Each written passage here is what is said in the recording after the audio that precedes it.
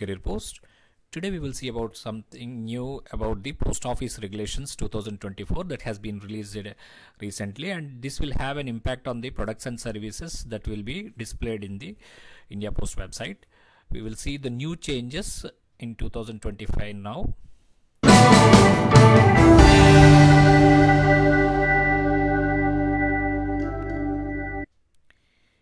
ఈ post office regulations 2024 అనేటువంటిది ఒక 100 పేజెస్ రూల్స్ అండ్ రెగ్యులేషన్స్ అయితే కనుక రిలీజ్ చేయడం జరిగింది.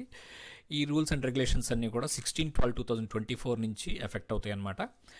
వాటిలోని ఏమేమి ఇంపార్టెంట్, ఏమేమి వదిలేశారు, ఏమేమి తీసేశారు, ఏమేమి మెర్జ్ చేశారు, ఏమేమి స్ప్లిట్ చేశారు, ఏమేమి కొత్త సర్వీసెస్ వచ్చినాయి అనేటువంటిది కొంచెం డెప్త్గానే చూద్దామండి. తర్వాత మీకు ఇంపార్టెంట్గా మొత్తం అంతా కావాలి దాని నుంచి డేటా అంటే కనుక మీరు కామెంట్స్లో చెప్తే నేను దాన్ని ఇస్తాను. ఇదేంటంటే మీకు ఒక బ్రీఫ్ ఐడియా, కొంచెం డెప్త్గానే ఉంటుంది బట్ బ్రీఫ్గా ఉంటుందన్నమాట. బిజినెస్ రిప్లై ఎన్వలప్స్, కార్డ్స్ ఇవన్నీ కూడా తీసేయడం జరిగింది. ఇక్కడ మీకు ఒమిటెడ్ సర్వీసెస్లో ఇక్కడ లిస్ట్ ఉంది కదా పింక్ కలర్లో. బిజినెస్ రిప్లై ఎన్వలప్ కార్డ్స్ తీసేశారు, నేషనల్ బిల్ మెయిల్ సర్వీస్ తీసేశారు, అలాగే బిల్ మెయిల్ సర్వీస్ తీసేశారు, గ్రీటింగ్ పోస్ట్ తీసేశారు, అలాగే రాఖీ మెయిల్ అనేటువంటిది లేదు ఇప్పుడు, అలాగే ఫ్రీ పోస్ట్ సర్వీస్ అనేది లేదు, ప్రింట్ టు పోస్ట్ లేదు, FAMO అంటే ఫ్యామిలీ అలాట్మెంట్ మనీ ఆర్డర్ అనేటువంటిది తీసేయడం జరిగిందనమాట. ఈ ఫ్యామిలీ అలాట్మెంట్ మనీ ఆర్డర్ కూడా మనీ ఆర్డర్లో కలపడం జరిగింది. మెర్జ్డ్ సర్వీసెస్ అంటే కలిపేసినవి ఏంటంటే ఒక 2-3 సర్వీసెస్ని కలిపేసిన లిస్ట్ అనమాట ఇది. Printed post cards, competition post cards, Meghdoot post cards అని మనకు ఉండేవి. ఆ మూడింటిని కూడా కలిపేసేసి ఇప్పుడు పోస్ట్ కార్డ్ అనే మాట సింగిల్గా న్యూ సర్వీస్ ఏంటంటే పోస్ట్ కార్డ్ అంటున్నారు, అది గుర్తుపెట్టుకోవాలి. అట్లాగే రిజిస్టర్డ్ పోస్ట్ కార్డ్, ఇప్పుడు పోస్ట్ కార్డ్ని రిజిస్ట్రేషన్ కూడా చేసుకోవచ్చు అనమాట, అది కూడా కొత్త సర్వీస్ కింద ఇచ్చారనమాట. అలాగే book packets containing printed books, sample packets, pattern packets ఇవన్నిటిని కలిపేసేసి బుక్ పోస్ట్ అంటున్నారు ఇప్పుడు. కాబట్టి రేట్స్ అనేవి బుక్ పోస్ట్ రేట్స్ తోటి ఉంటాయన్నమాట. 4 rupees for every 100 grams, first 100 గ్రామ్స్కి, అలాగే తర్వాత 100 గ్రామ్స్కి 3 రూపీస్, ఆ రేట్లో ఇవన్నీ ఉంటాయన్నమాట. Book packets containing printed books ఇదివరకు 1 రూపీ అట్లా ఉండేది కదా, అవన్నీ తీసేశారు. శాంపుల్ ప్యాకెట్స్, ప్యాటర్న్ ప్యాకెట్స్ అవన్నీ కూడా తీసుకొచ్చేసి బుక్ పోస్ట్లోకి కలిపేశారనమాట. బుక్ ప్యాకెట్ కంటైనింగ్ పీరియాడికల్స్ అనేటువంటిది ఉండేదాన్ని ఇప్పుడు దాన్ని పీరియాడికల్ పోస్ట్ అంటున్నారు, పేరు మారింది. అలాగే ఆర్డినరీ పార్సల్ కానీ, రిజిస్టర్డ్ పార్సల్, బిజినెస్ పార్సల్ ఇవన్నీ కలిపేసేసి ఇండియా పోస్ట్ పార్సల్ రీటైల్ అంటున్నారు. ఆ బిజినెస్ పార్సల్ వచ్చేసరికి ఇండియా పోస్ట్ పార్సల్ కాంట్రాక్చువల్ అనమాట, అది పేరు మారింది. రిజిస్టర్ పార్సల్, ఆర్డినరీ పార్సల్నేమో ఇప్పుడు ఇండియా పోస్ట్ పార్సల్ రీటైల్ అంటే నార్మల్గా పబ్లిక్ ఇచ్చేదాన్ని రీటైల్ అంటాం కదా, ఇండియా పోస్ట్ పార్సల్ అంటున్నాడు, రీటైల్ అనమాట. అలాగే బిజినెస్ పార్సల్ అంటే కాంట్రాక్చువల్ కస్టమర్స్కి ఇచ్చేది కాబట్టి దాన్ని ఇండియా పోస్ట్ పార్సల్ కాంట్రాక్చువల్ అని అనాలి, అదిగా మారిందనమాట. అలాగే స్పీడ్ పోస్ట్ అనేటువంటిది ఒకటే ఉండేది, ఇప్పుడు దాన్ని స్ప్లిట్ చేసి 2 ముక్కలుగా చేశారు. ఏంటది speed post document, speed post parcel అనమాట. ఈ రెండు కూడా సపరేట్ కేటగిరీస్ ఉన్నాయి, దానికి సపరేట్ రేట్స్ అనేటివి ఉంటాయి, దానికి ఉంటుంది అనమాట. అలాగే VPP అనేటువంటిది ఉంది, value payable parcel, value payable payment service ఉంది కదా, దాన్ని CODని క్లబ్ చేసేసారు, దాన్ని COD రీటైల్ అంటున్నారు ఇప్పుడు. VPP అండ్ CODని కలిపి COD రీటైల్ అంటున్నారు. అలాగే VPMOని CODMO అంటున్నారు అనమాట. COD money order, cash on delivery money order అంటారు. అలాగే FAMO, EMO ఈ రెండు కూడా కలిపేసేసి ఇప్పుడు ఎలక్ట్రానిక్ మనీ ఆర్డర్ అనట్లేదు. అలాగే ఫ్యామిలీ అలాట్మెంట్ మనీ ఆర్డర్ ఏదైతే ఆర్మీ వాళ్ళకి అట్లా ఉంటుంది కదా, అది తీసేశారు, ఇప్పుడు దాన్ని మనీ ఆర్డర్ అంటున్నారు అనమాట. అన్నీ కలిపి మనీ ఆర్డరే. సర్వీస్ మనీ ఆర్డర్ అలాగే ఉంటుంది, దానిలో ఏం చేంజెస్ లేవు, అది ఫ్రీగానే పంపిస్తారనమాట. అలాగే IPO డినామినేషన్ వచ్చేసరికి మనకి ఇదివరకు చాలా ఉండేవి, 1 రూపీ, 2 రూపీస్, 7 రూపీస్ ఇట్లాంటివన్నీ తీసేసేసి ఇప్పుడు కేవలము 10, 20, 50, 100 4 రకాలైనటువంటివి పెట్టడం జరిగిందన్నమాట. Take a screen shot. ఇంకా ఏముంది ఈ పోస్ట్ ఆఫీస్ రెగ్యులేషన్స్లో మేజర్ ఇంపార్టెంట్ చేంజెస్ 16/12/2024 నుంచి మనకి కంప్యూటర్లో కూడా ఇవన్నీ కూడా రేట్స్ అన్నీ మారిపోయినాయి. లెటర్స్ వచ్చేసి డొమెస్టిక్ సర్వీసెస్ అనమాట, ఇప్పుడు మీ స్క్రీన్లో చూస్తున్నది. లెటర్స్ 70 GSM ఉండాలని చెప్పేసి చెప్తున్నారు. అలాగే మినిమం మ్యాక్సిమం వెయిట్స్ వచ్చేసరికి మనకి 500 గ్రామ్స్, ఇది మేజర్ చేంజ్ అనమాట. అంతకుముందు 2 kgs వరకు లెటర్స్ బుక్ చేసుకునే వాళ్ళం, దాన్ని ఇప్పుడు 500 గ్రామ్స్కి తీసుకొచ్చారు, అంటే 1/2 కిలోకే తగ్గించేశారనమాట. అలాగే మినిమం డైమెన్షన్ 140/90 mm అనేది కామన్, మ్యాక్సిమం వచ్చేసరికి 458/324 mm అంటున్నారు. అలాగే inline letter card or ILC R letter card, ఈ 3 ఒకటే పదం, 70 GSM ఉండాలి. అంటే ఇది థిక్నెస్ అనమాట ఆ కార్డ్ తయారు చేసేటప్పుడు. అలాగే 5 గ్రామ్స్ అనమాట. ఇప్పుడు ప్రైవేట్కి ఐఎల్సీకి ఎంత అండి, లెటర్ కార్డ్కి మామూలుగా ఎంత అనేది కన్ఫ్యూజన్ తీసేశారు. మొత్తం అన్నీ కూడా 5 గ్రామ్స్ అనమాట. అలాగే పోస్ట్ కార్డ్ అనేటువంటిది ఇప్పుడు రిజిస్టర్ చేయొచ్చు. పోస్ట్ కార్డ్కి వచ్చేసరికి 5 గ్రామ్స్ అనమాట. దానికి కూడా వెయిట్ ఇదివరకు ఉండేది కాదు, ఇప్పుడు వెయిట్ ఇచ్చారు. 5 గ్రామ్స్ మించి ఉండకూడదు అనేది. ఇది మ్యాక్సిమం వెయిట్ అనమాట ఇవన్నీ కూడా. అలాగే 140x90 mm ఇదివరకు ఎంత ఉందో అది. బుక్ పోస్ట్ వచ్చేసరికి మీకు అన్ని క్లబ్ చేస్తున్నారని చెప్పాం. బుక్ పోస్ట్లో 5 kgs వరకు చేసుకోవచ్చు. 140x90 అనేది డైమెన్షన్ సైజు. అలాగే మ్యాక్సిమం సైజ్ వచ్చేసరికి అది మినిమం, ఇది మ్యాక్సిమం వచ్చేసరికి 353/250 mm అనమాట. బ్లైండ్ లెటర్ వచ్చేసరికి ఇది ఏం చేంజెస్ లేవు, 7 kgs. పీరియాడికల్ పోస్ట్ అనేటువంటిది మామూలు పీరియాడికల్స్ పంపించుకోవచ్చు కదా, అది మామూలే, అందులో చేంజ్. ఆ పేరు ఒకటే మార్చడం జరిగింది. రిజిస్టర్డ్ న్యూస్ పేపర్ వచ్చేసరికి ఇదివరకు ఇప్పటికి చేంజ్ ఏంటంటే ఇదివరకు 31 days అనేటువంటిది లోపు గనక పంపించే ఏ పీరియాడికల్ అయినా ఏ పబ్లికేషన్ అయినా కూడా మనం రిజిస్టర్డ్ న్యూస్ పేపర్ అయినా కూడా రిజిస్టర్డ్ న్యూస్ పేపర్ కింద చేసుకోవచ్చు అనేది ఉండేది. ఇప్పుడు దాన్ని పీరియాడిసిటీని 1 week తగ్గించారన్నమాట. అంటే వీక్లీ వన్స్ అన్నా పంపిస్తే మాత్రం చేతనే దాన్ని రిజిస్టర్డ్ న్యూస్ పేపర్ కింద ట్రీట్ చేయాలన్నమాట. ఇదివరకు 31 రోజుల పాటు ఎప్పుడు పంపించినా కూడా అలౌ చేసేవాళ్ళు, అలా కాదనమాట. కనీసం వీక్లీ వన్స్ పంపిస్తే మాత్రం చేతనే అది రిజిస్టర్డ్ న్యూస్ పేపర్ కింద కన్సిడర్ చేయబోతుంది. RNI అనేటువంటిది ఉండాలి, ఎట్లాగో అవన్నీ కామన్ అనమాట.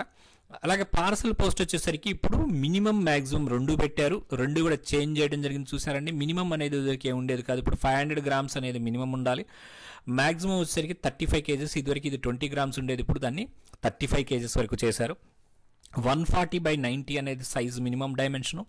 మ్యాక్సిమం డైమెన్షన్స్ వచ్చేసరికి లెంత్ లెస్ దాన్ 1.5 meters, అలాగే లెంత్ ప్లస్ గ్రిత్ వచ్చేసరికి లెస్ దాన్ 3 meters, ఇది కామనే. స్పీడ్ పోస్ట్ పార్సల్ కూడా సేమ్ అనమాట. పార్సల్కి పోస్ట్కి ఏదైతే కండిషన్స్ ఉన్నాయో 500 grams minimum, 35 kgs maximum. 140x90 mm ఉంటుంది. Length less than 1.5 meters, length plus గ్రిత్ is less than 3 meters అనమాట. అలాగే స్పీడ్ పోస్ట్ డాక్యుమెంట్కి వచ్చేసరికి 500 grams అనేటువంటిది లోపు ఉంటే కనుక స్పీడ్ పోస్ట్ డాక్యుమెంట్ కింద చేసుకోవచ్చు అనమాట. లెటర్కి ఏదైతే ఇచ్చారో దీనికి కూడా అదే లెటర్ ఇదే అనేది డాక్యుమెంట్కి కూడా 500 grams లోపు ఉంటే మాత్రం చేతనే అది మనకి అప్ టు 500 grams వరకే చేసుకోవచ్చు. అలాగే 420x297 x 24 mm అనేటువంటిది లెంత్, బ్రెత్, థిక్నెస్ అనమాట. ఇది థిక్నెస్ స్పీడ్ పోస్ట్ డాక్యుమెంట్ పంపించుకోవడానికి మ్యాక్సిమం డైమెన్షన్స్. మనీ ఆర్డర్ వచ్చేసరికి మీకు 5,000 నుంచి 10,000కి ఇంక్రీజ్ చేశారు లిమిట్. అలాగే retail MO to a person should be less than 25,000 per month. అంటే నెలకి ఒక వ్యక్తి నుంచి ఇంకో వ్యక్తికి, అంటే నేనున్నాను, నాకు ఒక 10,000 వాళ్ళు మీరు పంపించారు, రేపు ఒక 10,000 పంపించారు, నెలాఖరు ముందు రోజు ఒక 5,000 పంపించారు, మొత్తం మీద 10,000 పంపించేస్తే ఆ చివరి రోజు ఇంకో పంపించాలంటే కుదరదు అనమాట. దట్ మీన్స్ ఒక మనిషి 25,000 మించి తీసుకుంటానికి లేదు, అది గుర్తుపెట్టుకోవాలి. అలాగే ఒక మనీ ఆర్డర్ 10,000 మీద 10,000 పంపించుకోవచ్చు అనమాట. మనిషికి లిమిట్ అనేటువంటిది పెట్టడం జరిగింది, ఎంత రిసీవ్ చేసుకోవచ్చు ఒక నెలలో అనేటువంటిది. అలాగే సర్వీస్ మనీ ఆర్డరు ఇక్కడ మీకు సర్వీస్ MO చేసుకోవచ్చు. అలాగే ప్రైమ్ మినిస్టర్ కానీ CM రిలీఫ్ ఫండ్కి కానీ పంపించుకునేటట్లయితే ఫ్రీ ఆఫ్ ఛార్జ్ మనీ ఆర్డర్ని బుక్ చేయొచ్చు అనమాట. ఇది కొత్తగా ఇంట్రడ్యూస్ చేశారు. సర్వీస్ MO ఎట్లాగో ఫ్రీ ఉంటుంది.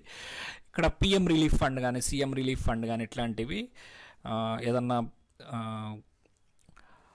మీకు అక్కడ ఆ టైంలో వాడతారు కదా, అప్పుడు చేసుకోవచ్చు. అలాగే ఇండియన్ పోస్టల్ ఆర్డర్ వచ్చేసరికి మనకి 10, 20, 50, 100 డినామినేషన్స్ అనేది చూసాం. అలాగే స్టాంపులు ఏమన్నా ఎడిషనల్గా అంటించాల్సి వస్తే కనుక 4 stamps అట్ ద మ్యాక్సిమం అంటించాలన్నమాట. ఇదివరకు వేరే ఉండేది, ఇప్పుడు 9 rupees ఇన్ టోటల్, అంటే 9 రూపాయలు, మొత్తం మీద 9 రూపాయలు అంటించవచ్చు స్టాంపులు. ఇంకా విడిగా కావాలంటే దాని మీద ఆ ప్లేస్ ఉంటుంది కదా, దాన్ని అలాగే 4 స్టాంపులు మించి అంటించకూడదు.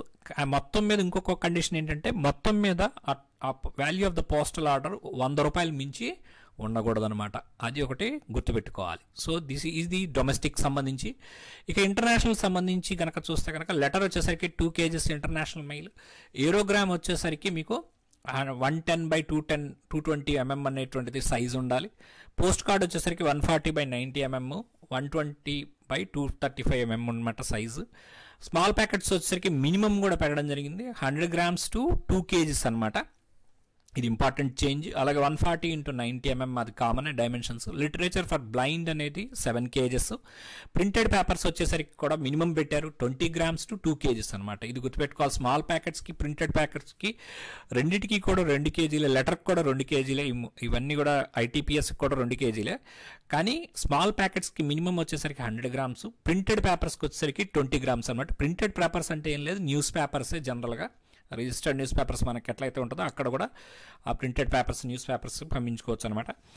బ్యాగ్ వచ్చేసరికి 30 kgs, 140x90 మినిమమ్. అలాగే weight of each content should be less than 2 kgs printed paper in combination మొత్తం మీద ఇప్పుడు టోటల్ 30 kgs అండి. ఇందులో గనక ప్రింటెడ్ పేపర్ ఉంటే గనక అది వెయిట్ ఆఫ్ ఈచ్ కంటెంట్, ప్రతి కంటెంట్ కూడా 2-3 కలిపి పంపించినప్పుడు ఆ ప్రతి కంటెంట్ కూడా 2 kg కన్నా తక్కువే ఉండాలి కాంబినేషన్లో అని చెప్పేసి. ప్రింటెడ్ పేపర్ అనేది వాటికి 2 kgs లోపే ఉండాలి అనేటువంటిది చెప్తున్నారన్నమాట. ఎందుకంటే ఇక్కడ 2 kgs కండిషన్ ఉంది కదా, అది వైలేట్ చేయకూడదు అనేటువంటిది పాయింట్ అనమాట. ఇక్కడ 2 kgsని వైలేట్ చేయకూడదు అనేది ప్రింటెడ్ పేపర్కి కాంబినేషన్లో ఉంటే అనేది పాయింట్. అలాగే ITPS వచ్చేసరికి 2 kgs, లెంత్, విడ్త్, డెప్త్ వచ్చేసరికి 90 సెంటీమీటర్స్ ఉండాలన్నమాట ఇవన్నీ కలిపితే. అలాగే ఇంటర్నేషనల్ ఎయిర్ పార్సల్ వచ్చేసరికి మీకు 20 kgs అనమాట, ఇది మారలేదు. అలాగే స్పీడ్ పోస్ట్ ఇంటర్నేషనల్ వచ్చేసరికి 35 kgs, length less than 1.5 meters, length plus గ్రిత్ less than 3 meters అనమాట. ఇవి కండిషన్స్ ఫర్ ఇంటర్నేషనల్ మెయిల్. అలాగే ఇంకొక మేజర్ చేంజ్ ఏంటంటే ఈ బిజినెస్ అవర్స్ అనేటువంటిది మనము పోస్ట్ ఆఫీస్ గైడ్లో చూస్తాము. అక్కడ క్లాస్ 5లో చెప్పబడి ఉంటుంది మనకి CPMG గారు కాంపిటెంట్ వర్కింగ్ అవర్స్ చేంజ్ చేయడానికి అని చెప్పేసి. ఇక్కడ మీకు రెగ్యులేషన్ 3లో అనమాట ఏమనుందంటే for references and enquiries during the entire working hours of the office. కంటిన్యూస్గా మొత్తం పొద్దు స్టార్ట్ అయిన కాడి నుంచి ఎండ్ వరకు కూడా ఈ రెఫరెన్సెస్ కానీ ఎంక్వైరీస్ కానీ చూడాలి. అలాగే counter services including booking and posting of items, అంటే ఆర్ఎల్, స్పీడ్ పోస్ట్, మనీ, ఇవన్నీ బుకింగ్ చేసేటువంటివన్నీ కూడా.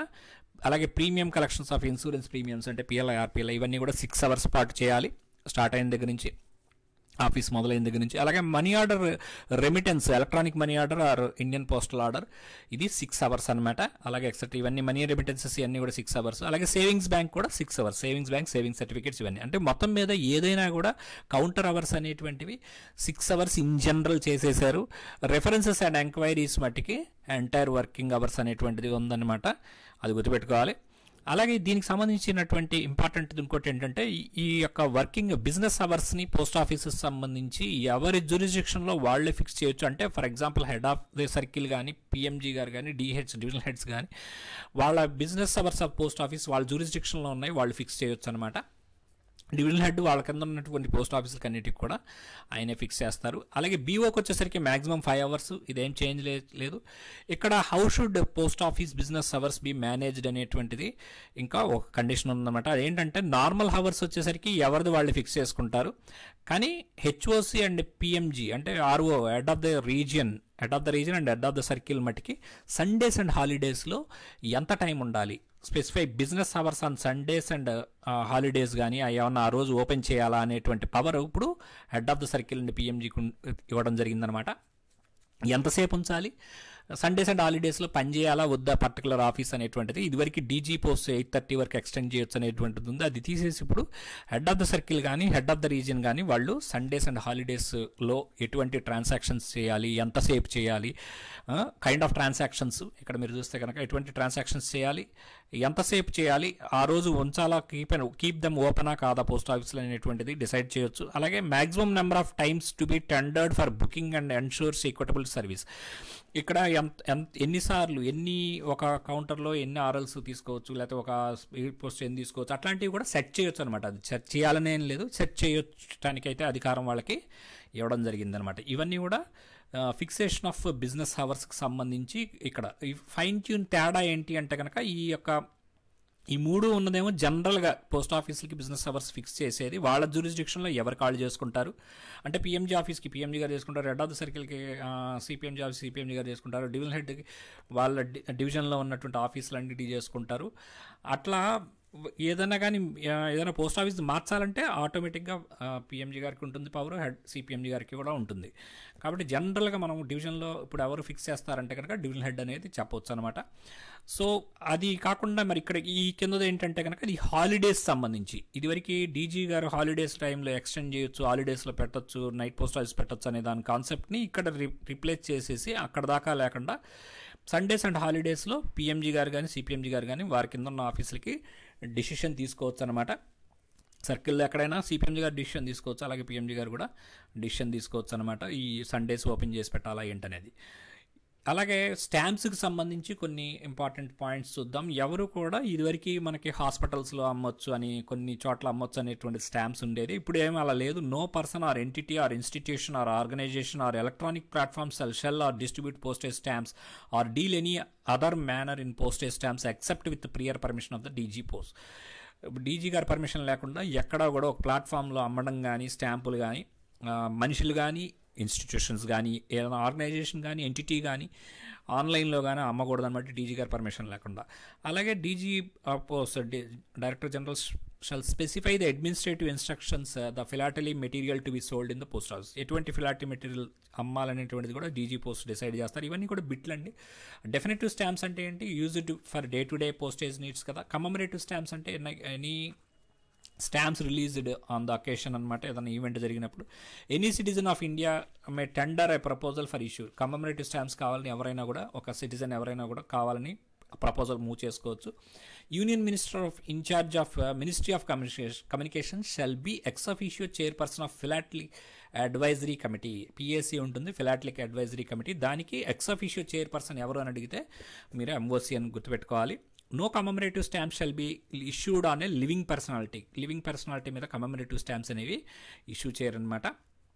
స్పెషల్ స్టాంప్స్ అంటే ఏంటంటే thematic, like flora, fauna, flowers ఇట్లాంటివి, ఆర్కిటెక్చర్ కానీ, బిల్డింగ్స్ మీద ఆర్ట్ కానీ, వితౌట్ కమమరేటింగ్ అని స్పెసిఫిక్ ఈవెంట్ని కమమరేట్ చేయకుండా, గుర్తుపెట్టుకోకుండా మామూలుగా పువ్వుల మీద, పండ్ల మీద, ఇట్లా బిల్డింగ్స్ మీద చేస్తే దాన్ని స్పెషల్ స్టాంప్స్ అంటారు. జాయింట్ ఇష్యూ ఆఫ్ స్టాంప్స్ అంటే issued by the India and any other country on mutually agreed terms and conditions. కొన్ని టర్మ్స్ అండ్ కండిషన్స్ బేస్ చేసుకుని ఇండియా అండ్ అదర్ కంట్రీస్తో చేస్తే దాన్ని జాయింట్ ఇష్యూ ఆఫ్ స్టాంప్స్ అంటారు. My stamps అంటే మనకు తెలిసిందే, issued based on the personalised or customised printing elements అనమాట. పర్సనలైజ్డ్ స్టాంప్స్ అని చెప్పొచ్చు. So this is basic and highlights of ఇదనమాట. ఇంకా చాలా ఉన్నాయి. అవన్నీ కూడా మీకు కావాలంటే కనుక మీరు రిక్వెస్ట్ చేస్తే కామెంట్ పెడితే దాని మీద ఆ లాంగ్ వీడియో అనేటువంటిది ఫుల్ డీటెయిల్స్ తోటి చేస్తాను. ఓకే అండి, thank you. Subscribe to career post.